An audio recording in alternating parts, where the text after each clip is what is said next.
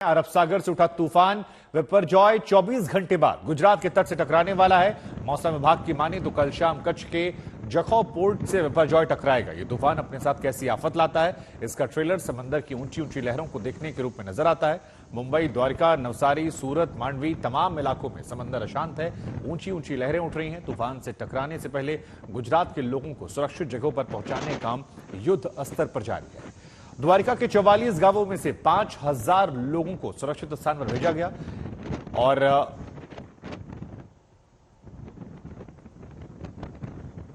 और इसी खबर पर दो सहयोगी मेरे साथ जुड़ रहे हैं। ज्यादा जानकारी के लिए चार तस्वीरें दिखा रहे हैं। ब्रिजेश और मुस्तफा हमारे साथ जुड़ रहे हैं।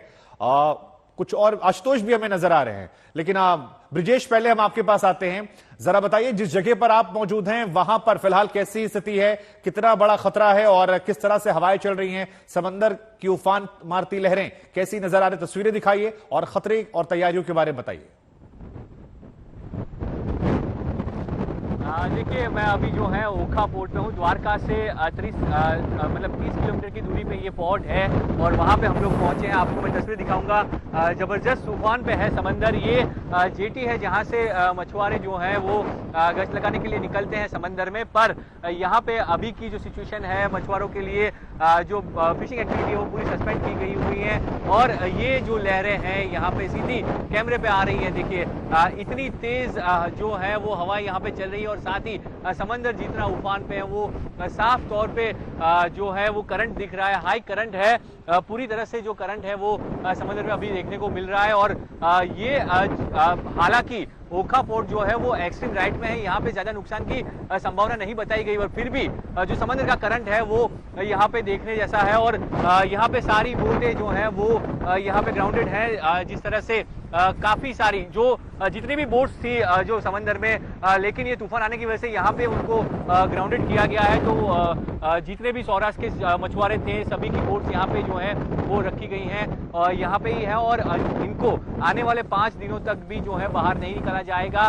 जो साइक्लोन है, चक्रवाती तूफान है, वो कच्छ में लैंड कर जाएगा। उसके बाद भी ठीक है, आप बने रहिए हमारे साथ। मेरे साथ मेरे एक और सहयोगी मुस्तफा भी लगातार बने हुए हैं। मुस्तफा, हमने देखा कि सुबह से जहां मुंबई में आप हैं वहां भी समंदर की लहरें जो हैं वो उफान मार रही थी। क्या अभी भी लहरें उफान मार रही हैं? क्योंकि 24 घंटे बाद कहा जा रहा है खतरा जो है वो बड़ा आने वाला है। कितना बड़ा होगा पता नहीं, लेकिन ट्रेलर कम से कम आप दिखा सकते हैं अभी वहां की स्थिति को दिखाते हुए।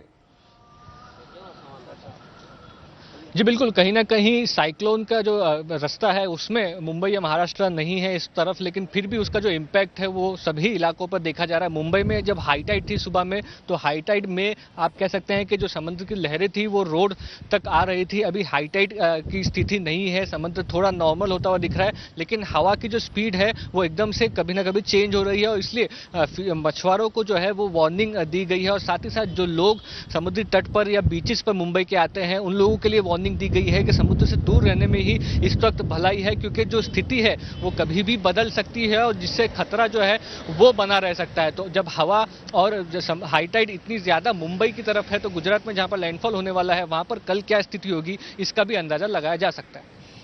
जी ठीक है, आप दोनों का शुक्रिया। आप दोनों ने वहां से हमें तस्वीरें दिखाई। खतरा जो है वो गुजरात में ज्यादा है, लेकिन मुंबई में भी उसका असर पड़ने की आशंका है। और इसी वजह से हमारे तमाम सहयोगी दोनों राज्यों से लगातार रिपोर्टिंग कर रहे हैं, ग्राउंड जीरो से आपको तस्वीरें दिखा रहे हैं।